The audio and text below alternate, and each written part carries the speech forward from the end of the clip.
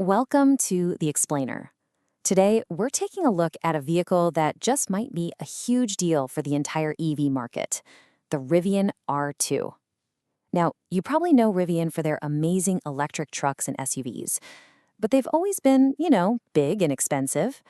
The R2 is their shot at changing all that.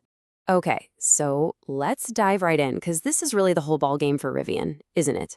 They've built this incredible, desirable brand all about high-end, go-anywhere electric vehicles. But if you want to grow, you have to reach way more people. So how do you take the soul of an $80,000 machine and make it something the rest of us can actually afford? And this really gets to the heart of their challenge. Their first vehicles, the R1S and R1T, total knockouts. They did a fantastic job of putting the brand on the map. But they also put up a pretty high wall for most buyers who just couldn't stomach the price tag. I mean, just look at this gap. It is massive. The R1S starts around 80 grand, which puts it squarely in this niche, luxury, adventure category. To become a real major player, Rivian had to find a way to jump across that canyon and compete in the same world as the everyday family SUVs we all see on the road. So what was Rivian's answer to this giant problem? Well, it's a vehicle that was engineered from the ground up to be more affordable and, in their words, to vastly expand their availability to many more people. And this one number, changes absolutely everything. With a target starting price of around $45,000, the R2 suddenly isn't just a cool niche product anymore. It becomes a head-to-head competitor with some of the most popular vehicles in the country. We're talking the Tesla Model Y, the Honda CR-V, the Toyota RAV4. This isn't just a new model, it's a whole new ballgame. So, how are they going to hit that price? It all comes down to this philosophy from their CEO. And robust simplicity, it's not just a fancy marketing phrase for cheaper.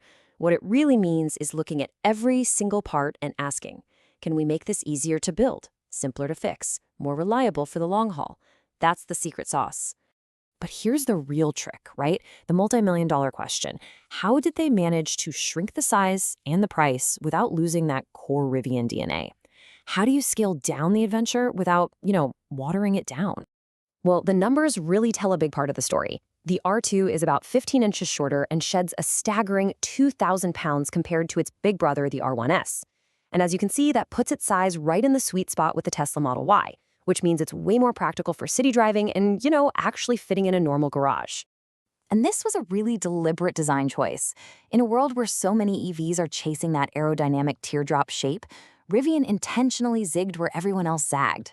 They kept that muscular, upright look from the R1, so it screams confident, capable SUV, not just another swoopy electric car. But it's not just about the tough looks. When you get inside, you realize the R2 is absolutely jam-packed with smart, user-focused ideas. It proves they didn't just slash features to hit a price point. They really thought about the details. Okay, this is one of the coolest features, and something longtime Toyota 4Runner fans are going to go nuts for. The entire back window, it rolls all the way down into the tailgate. This is awesome. It makes it super easy to just toss your gear in the back without opening the whole hatch, or you can get this amazing open air feeling when you're driving. It's so simple, but so brilliant. And the cleverness just keeps going inside. Instead of one glove box, you get two. And get this. Based on what customers told them, they literally designed a little pull-out drawer specifically to hold a standard box of tissues. That, plus the two-level door pockets and a big frunk up front, means this thing is surprisingly practical. And that practical mindset totally extends to the seating. Both the front and the back seats fold completely flat, making one giant continuous surface. Rivian says it's long enough for even a pretty tall adult to lie down comfortably. So the whole cabin basically turns into a tent on wheels, which is perfectly on brand for them. Of course, a car can't just be clever and practical to wear the Rivian badge. It has to perform. And trust me, the R2 absolutely delivers on that front, mixing some serious power with real-world capability. And even at this lower price point, the performance numbers are just wild. The top-of-the-line tri-motor model is targeting over 650 horsepower, a 0 to 60 time under 3.6 seconds, and a range of over 300 miles. I mean, come on. Those are high-end sports car numbers in a family SUV package. Now, here's another perfect example of that robust simplicity idea in action. They swapped out the R1's super complex and expensive air suspension for a more traditional coil spring setup. Sure, it cuts costs, but the R2 still has an impressive 9.7 inches of ground clearance. That's way more than a Tesla Model Y, so it keeps its off-road chops. Okay, so what does this all add up to? Is the R2 just a scaled-down R1S, or is it something more? Is this the vehicle that actually changes the entire game for Rivian? Well, the early reactions have been incredibly positive.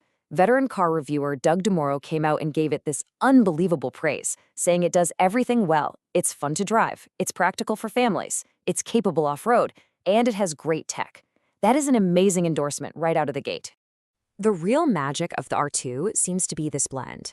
That affordable price tag is obviously the biggest piece of the pie. It opens the door to a whole new world of buyers, but it's backed up by that smart, practical design, jaw-dropping performance, and that authentic adventure DNA that makes it feel special, that makes it feel like a true Rivian. So when you boil it all down, the R2 isn't just another car for Rivian.